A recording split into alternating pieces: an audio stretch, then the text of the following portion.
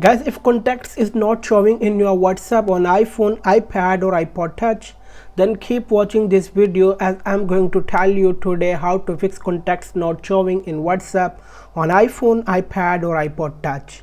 So without wasting any time, let's get started. Firstly, you will have to go to the setting app.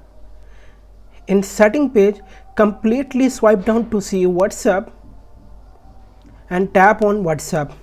In the section of WhatsApp, make sure that you have turned on contact switch. If the contact switch is not on, turn it on. So guys, after switching the on, number will appear on your WhatsApp. If you like this video, then please subscribe to our channel and press the bell icon to get new latest updates. Thanks for watching.